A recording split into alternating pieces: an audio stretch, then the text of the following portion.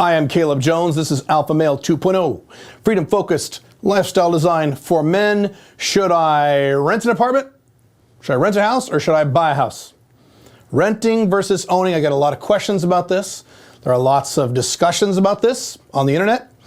And unfortunately, there's a lot of bias and subjectivity when it comes to the advice of whether or not you should rent versus own.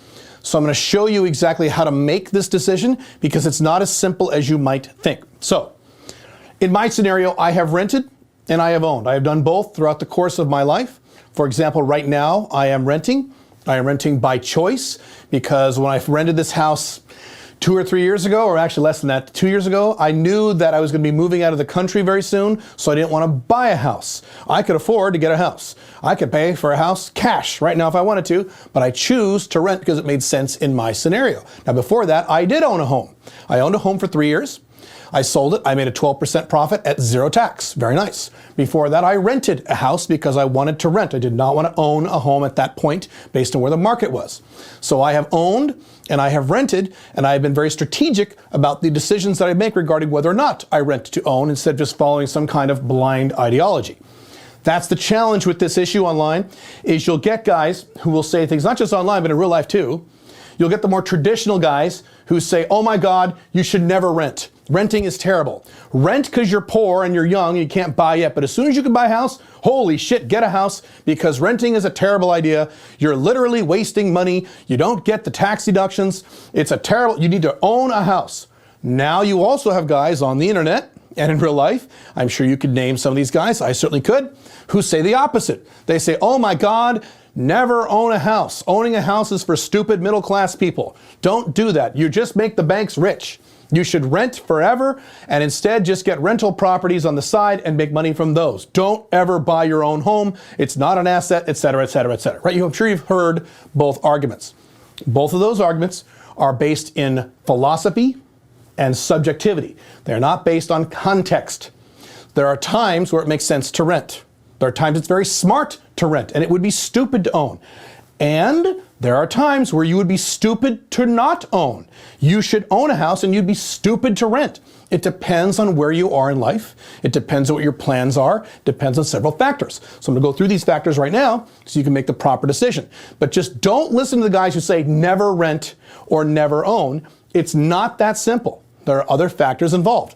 The biggest factor by far is how long do you intend to live in that place, in that apartment, flat, house, whatever. How many years are you going to plan on spending there? Are you going to be there 6 months and leave? Are you going to be there 3 or 4 years and then leave? Are you going to be there 12 years and then leave? You should know. Once you figure out this number, then that will tell you right off the bat pretty much whether or not it makes sense to rent versus own. Now, here's the important thing. This is where things get interesting. If I ask you, if you're looking to move right now to get a place, you're trying to make this decision, and I ask you, how long are you going to be there? And you say, I don't know. You have a huge life problem. You should know. Every piece of property I have ever rented or owned in my entire life, starting when I left home at age 18, I could tell you within the year how many years I was planning on staying in that place. I could tell you before I signed the lease papers or before I bought the house. I knew exactly, or at least very close to exactly, how long it would take me before I would either leave that place and sell it or rent it out or cancel the lease or what have you. I always knew this going in. That's why I made such good decisions in terms of renting versus owning. You need to know. If you have no fucking idea, that means you have no plan. You need a plan. Sit down and make a plan for the next 3 to 5 years of your life at least. What are you planning on doing? Where are you planning on going? Where are you planning on living? Figure this out. If you don't know the answer to this question, you're probably going to make the wrong decision here, which is what guys do all the fucking time. I see it happen all the time, okay? Very important. There are 3 other factors, but this factor is the most important one. How long do you plan on being there? If you're going to plan on being there very shortly, you should probably rent, right? Because renting grants mobility. You can leave whenever you want, more or less. Whereas if you own a house and you want to leave, you got to put it on the market. You got to sell it. It may take 8 months to sell the damn thing. You have to hope that the real estate market is in a good place when you want to move. These are bad factors if you don't want to stay there very long. Now, if you plan on being there for 10 years plus, then you should probably buy it. I don't see any reason why you wouldn't buy a house under those conditions, but there are other factors too. Here are the other factors. The next one is future plans. I mentioned this earlier. I can't even write. Future plans. How are you intending on living in the next 3 to 5 years? What are your plans? Are you going to move? Are you going to move out of the state, move to a different city, move to a different country? Or, if you don't know, is it possible in the next 3 to 5 years you're going to settle down? If you're an older guy, maybe you're going to get married or move in with someone. Or if you don't have kids, is it possible you'll have kids in 3 to 5 years? Think that through. Is it possible that you have kids now, but they're going to shortly move out of the house and you won't have any more kids living with you? What happens a lot of times is guys will just make the decision on renting versus owning, and they won't think about their future plans. Then they move in with a woman and or have a bunch of kids, and then they got to move again because you didn't think it through. Make a plan, figure it out, okay? Next factor is mobility. Mobility. How the hell do you spell mobility? That's mobility. I'm going to pretend. Yeah, that's how you spell it.